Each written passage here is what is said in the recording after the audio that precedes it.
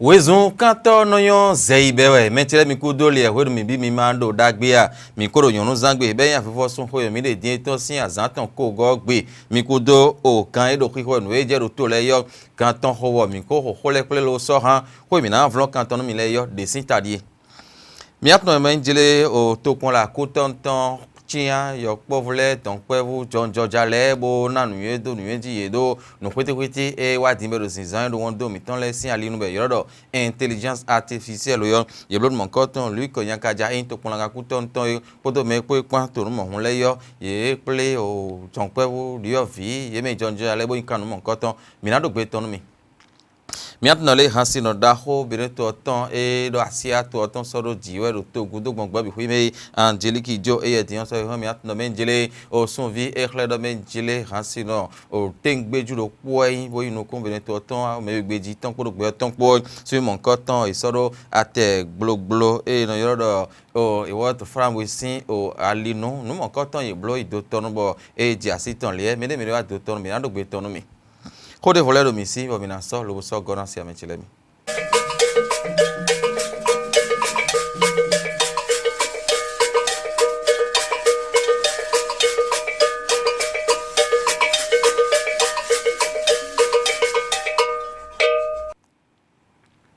Wezun kanto no yon zeibewe mentele mi do ko tegbe o kezan e no soro te be ko ve je afo so si azan foto no ko ne go gbe o e no flin me no ren so me gbon gbe o me do ai kun gbon ji bi hui do no we ko de tin bo e soro te be kezan da ho gbe o ton bi hui ye me no vlon a lo se do me confort no bono da lo me do ale de le ne yo e so kezan no te dan ye e to ba no mi tan ye mi na je kin gbon ji bo le to e zan bo kezan mo hun do taji gben yo mi na do o gbe ton no mi do kwede leno asu mentele mi bo eno ado femi kwede leno asu bo eno biorole na hun si to beton bo ito de foben kwede leno asu bo eno wai je awe home da hore me adono ton abi sto no gba me abi home ton no dizo de tin bo yu fe bo no asu bo me adidi me le tin bo yedo pe me bo eni o ite ponan esido mende do to de me fide aideji bo do vese we o ede so no jolo koko iton bo do so pe ta bo italo menele ndudu e na hen jonu ye san e na hen jonu ye nui jedu e ji kan ho me no pon no ton le na se hui dalo yigbon yo popo do me hopo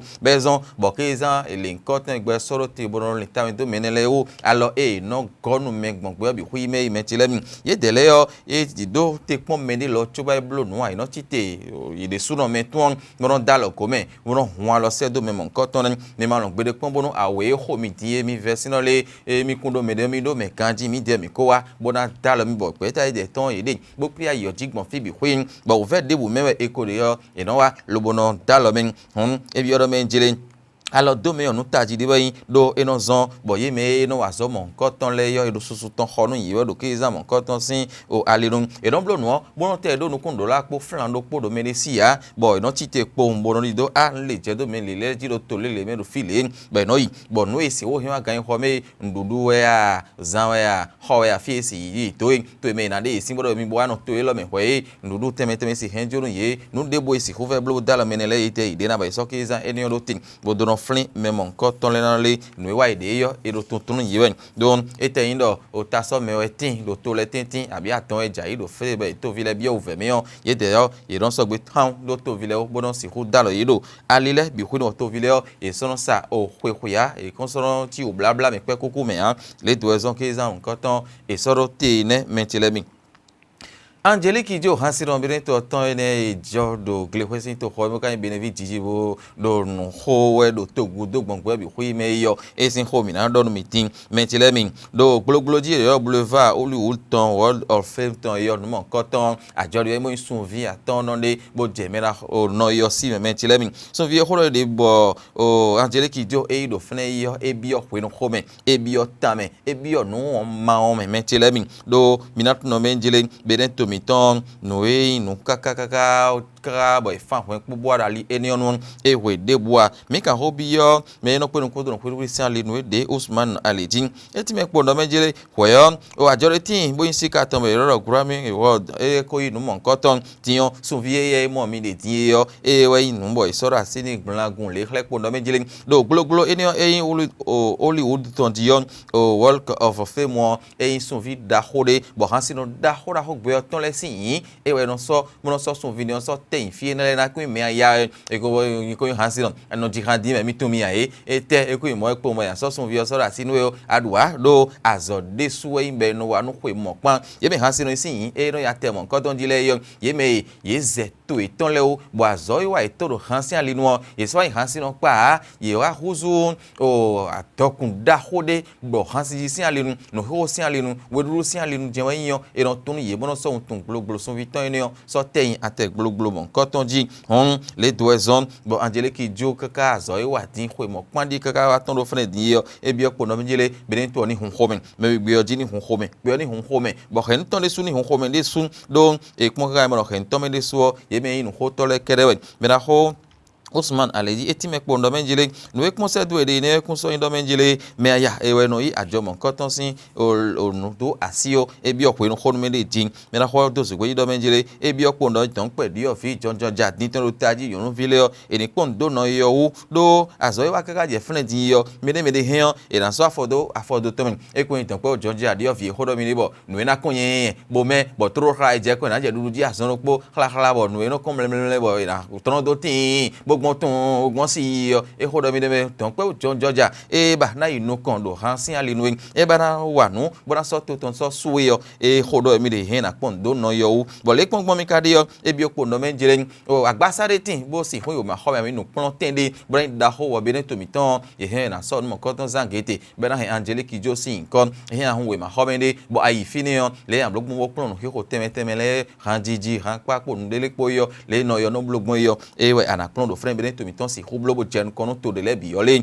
e na yon de sun titengbe e ko median kle ko vi enion nu gbo metan le bi no ho nu no tan e do fodun sin apa ko to mi to enfin le no van kan gbe e no duwe ko e ko ta ni ene on le duwe di no meje di ro ko we duwe do bo no van kan gbe ton de e fon tegbe bo lo ji fon kan blo e fon tegbe bo do le na blogon gbe ton na da bo khuri bo yon se bo han tan e se le to le re on se me yo e fon ko azo ai ma gbo ko tegbe anika so me kporogu do le ton ajin mi mo do menjele me bi so afodo tomeon enende boyon de su titengbereji do agbonzen lo po do no sin alenu agbonzen lo po ewe do hanji sin alenu agbonzen lo po do no e kumpla won do mi ton temeten do ali enion le so do agasin alinde tin hon benen to mi ton ni hon home do tokun e no yo e do tin yo bi odo menjele eni do tuntun eni so no ten da horopo so do nkan ton tame eni blo bono asia to oton e so do ti enion eni khlepo no menjele benen to aso e waka je fene din yo e ton ni kaka so do de jing son vie enion e we do didi we ding do globlo di en Hollywood ton do Walk of Fame sin o a lio jifne a jefne je we yon son vie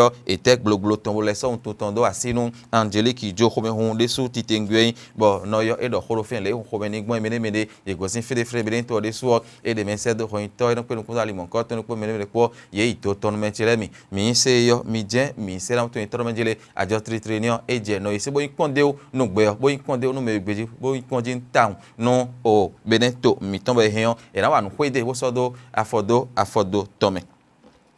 mina ya kwade wo hoibana time mi podo menjele nuendo nuenjele tin bo kutolu sin tokun la e soro te me menjele mi no kuri te de ma wadia bo alo no kan jiwe ya mo enele bi huiji e no za be ro intelligence artificielle on linkoton e inkana be ro kotonu AI academy yo no konton di menjele mi bo Luc yankaja e tokun la kuton ton yo e we horo fene time podo menjele o podo mi donc pe ele mi tian di bo mi jonjoja epo mi na won tande vodo no mo konton sin alenu bonu sona yon e bi odo menjele intelligence artificielle wa di bo no kwete bo edo zayo bi do na tunzan bo jili de enio mi ndoro mi o bo ka tun do menjele nu endo nu enji yo mi ko sogbe kha lobo na yin bo nu elo eyin apa nu ko ton kan ai do mo yo en kan nu wa me bi ho alo na ho me hun de sulen do nu wa ho do de fine di yo e ti a donc pe di yo vi do podo kan de ko bo na si hu na nu yuen bo nu yuen isoro te enio bo na si hu na yo azan do podo wo e wa e na blo na de tin bo e kan blo do khoi eneji khoi do po na no blo khoi do po e na no vo blo silve de o mal e wa to pon gan o littoral ton e ti me po do menjele nu ye to pon gan ku ton kan e kana yo ndagbede so ti tengbe e na zombo mi na le hundo pe oji mi na hundo we ke oji alopa phone bo eniyan e me bi hui do zinzan do ale bi hui nu tin ye ton zan je wa yin khede yo e na dokun wa e ko no dokun wa e no do we choro do intelligence artificial sin gbe me o intelligence artificial o e no do bo do je dokun na do nu ya de wa tin me do zinzan we teme na se hu da lo mi do to me bi hui do taji yo ku ton po fi le do mi pora so mi ton le me si alinde tin ton pe di o fi kan de ko ele tin mo na se hu wa nu ina yo do ni ta won e do me je le ne kan blogben bo ina tunu hu do ali enene nu kwete wa din si ali nu de ji lokunya kaja elele ko wa etime podo meje vie ti afinele yo vie ya zo me do ma ho me do ko ton modo 3e ho eneme yo ele besin fine we ti an de ji be na si hublo be na tunu do ali enion bo nu e si hudu e mi don do intelligence artificial si apahole yo ina tun reze bo na gbata glo mo na de John ton bo nu e kana de ton yo ina dalo to ina dalo ide su bo na dalo o ye de su do to pon la e ku ton to fren ye ton pe vo enele ye to nu bo tun reze ton e binu ye jewe yo wo de vo na le vo yo lo ye ho me ho mi de su ti tengbe bo me e lo teme le yo ye bi hui o so yo lo bo wa de ji vinu mi de su hele lo be je nu ye lo gbe to hu mo be to na wa intelligence artificial wa me bi zan di ye hu e yo me bi wa e se inton to lo me bi no drone do ne de ji ye vinu e mi o mi na tun le exaucer do so inopo ye me na klon le me ti me po do be je e vinu mi do gbe nu ye me to le nkan to na zon bo le no zo mo conseil do e conseil mo din alona je vovo bo ye lo mo din intelligence artificial ho je do e na tunu ite inu klen hweton le e na tun to bo na si hu o dalo o to bo na si hu dalo to kun la de din e vinu mi de sun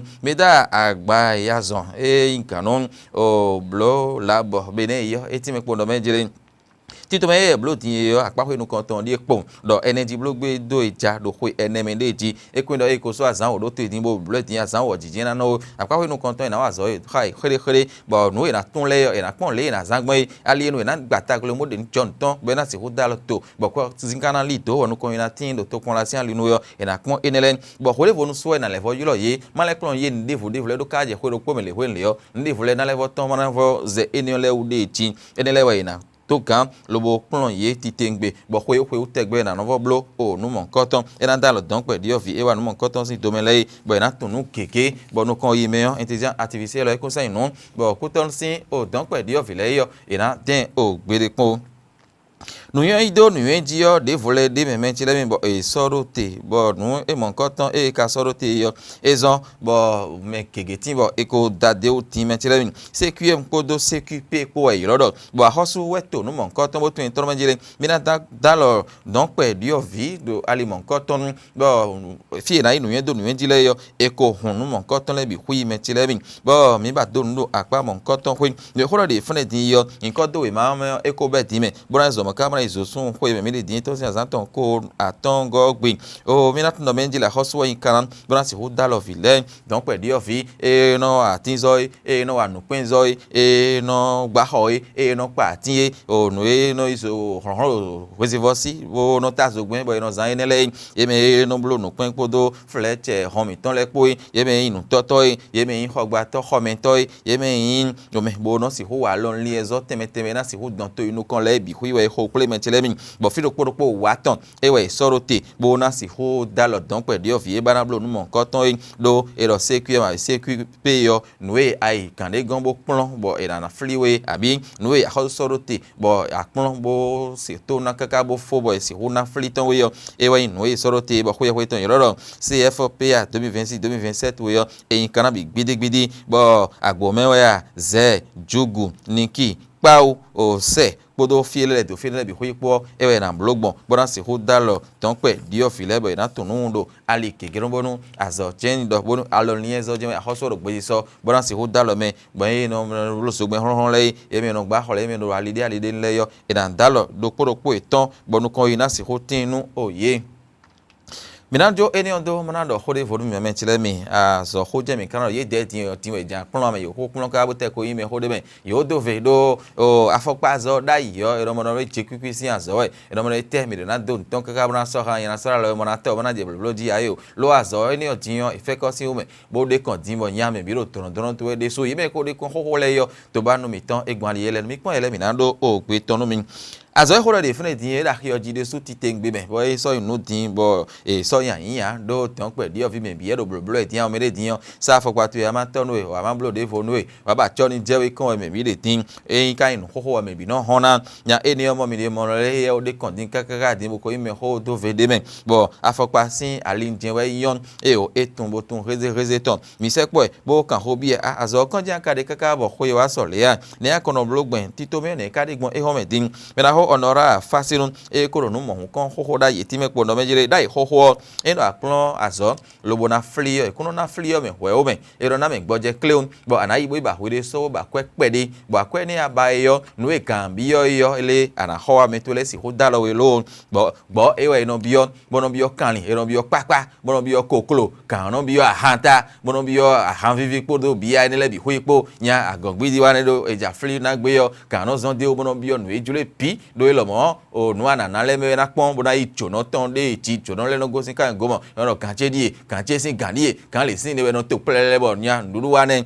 e kun so mo ti yo me mi te gbon fi lo ko bo do gbe no a che pa Patricia lon ton wa ye o le do gbe no a che pa Romi awara iton e do fine die do ti te me ne tin din bo yin se ku e mo wa bo e yo enele bi hu idin e je kenu ko mi kun so gbo ho le dipo town de chin mi do gbe no ye de su ti te ngbe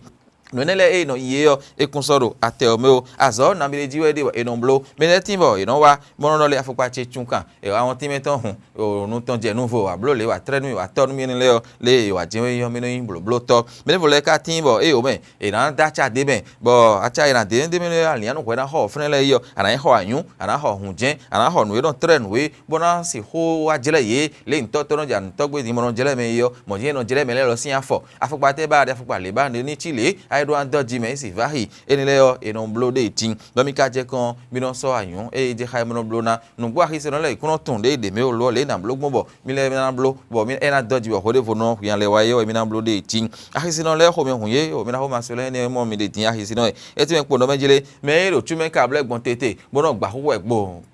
gba le tete e kari aji do ye me bo hun khoton bo plon bo e da bi no ju ni le yo ye gon mi no ipo mo ron to ide to mi le pin won le yan do ka bo ko na ogosin me lo ti o na jagbelegbe do e me ro sadi ele itonu etolo azan ton gudu en le fle no kun wa le je te bro je ichojo je iloji de tin le to ezonbo ye me tun khere le mi no wa yi kon mo azon azo yi nen ye blo e don ve doji don se alian dagbe do blo na mo ko mo no blo de jin do e je mi no blo ko bi me ka ba bo na ton zero e ma ba cho gan ma da fo pada gbe aji egbe ti yan mi mo no le me de kuno ki anu azo e ni onda yi o me bi e ka ro blo e tin de tin hon o afokpa ti to sin azo de su din huzo azo tin bo me ma yan gbo bi o benda ile ko wa tun heze din boko je agboyin bi o menji bo ehuzu azo da khoropo tin o me bi je tron do ji mera ho le no blogbon le no zon bo ahise no le fon bo tron di e ko ikarota ni engben ne yo e do enele bi hu podo ko me hun podo o to ba nu mi ton sin o ye kame e mi blo epo bo mi ba to na yo mi je mi na do pe na zo de in pe viro o gbe mi fia